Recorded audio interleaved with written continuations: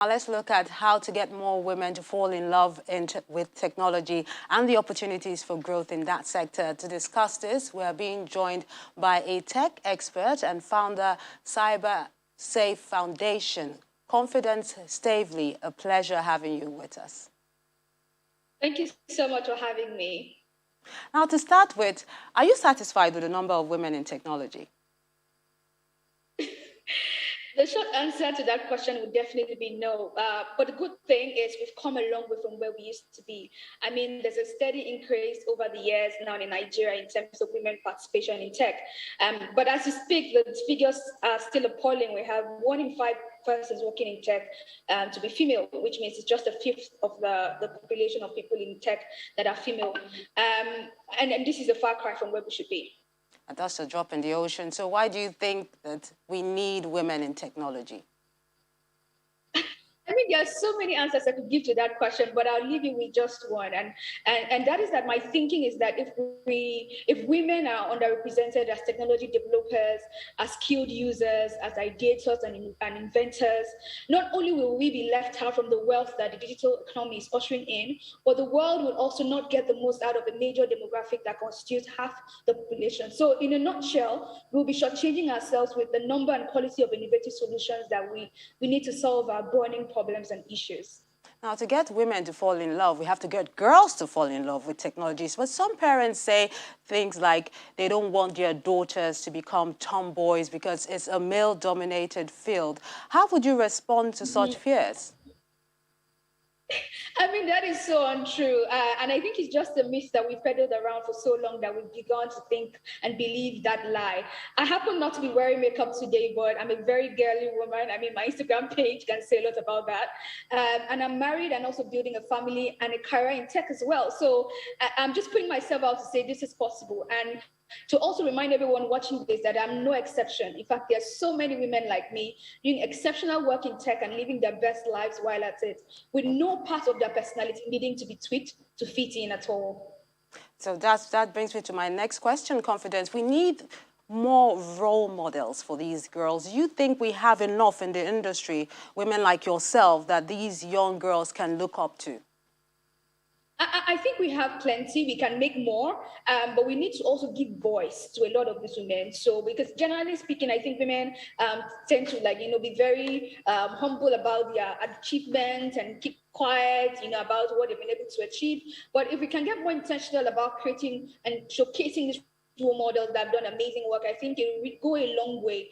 We've begun to see that trend also coming in terms of awards specifically for women in tech, lists, that are putting out women in tech that doing amazing work. I personally made the Coven Works top 10 women in tech in Nigeria. And I believe that we need to keep up with this trend so more girls see that, oh, if she could do it, I can do it. Great. Now, what do you think are some of the challenges being a woman in a technology-driven field? I mean, there's so many, but I'll point to some of them. I think women generally face limited access to basic education in the first place. So access to technology education or digital skills acquisition is just, will I say, going on top, or the lack of it is going on top of that first barrier of entry, which is basic education. So this limited access to education and training has reduced the ability of women to be engaged in decent work and experience upward mobility, which again narrows down how many women make it to the top.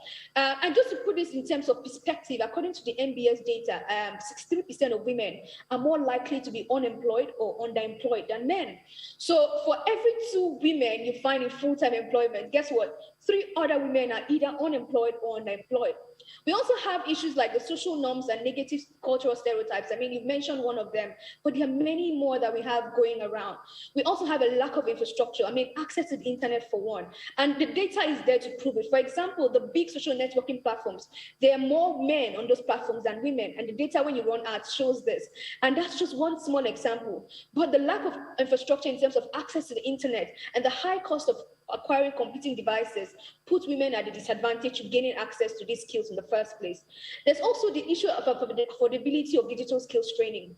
I mean, the cost of gaining digital skills and tech skills generally, or even continuous personal development, is it's something that's very unaffordable for a lot of women.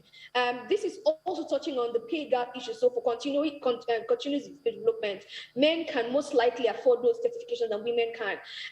So generally, women, have financial and non-financial barriers that are higher for them. Women also face imposter syndrome, which is often worsened by people who by default question women's tech prowess. I mean, if I walked into the room right now with another male ethical hacker and I said I was an ethical hacker and that guy also said he was an ethical hacker, the chances that people will believe that guy is a better skilled person than I am is very high. But I want to seize this opportunity to also give a shout out to all the male allies who hire women into tech roles and support us radically. The last problem I'm going to bring up is that research has also shown that employers tend to have a conscious or unconscious bias for men within the tech sector. And this is, the truth is that women, if given opportunities, can excel. And again, that's why I gave the men who are supporting us a big shout out. Now, Confidence, you've listed a truckload of problems. Well, let's quickly look at the challenge. I beg your pardon. Let's look at the solutions to these many problems. In a few words, can you just tell us what you think will help women surmount these challenges? Okay, we need to first and foremost go upstream and get more girls into tech. And we can do that by having more female-focused trainings that, sort of reach out and get girls into tech. But also, breaking down the fact that tech is not just coding. They're made, it's a full ecosystem. We need to demystify all the different roles and get women intentionally being hired and set up programs that actually really benefit girls to gain the skills they need.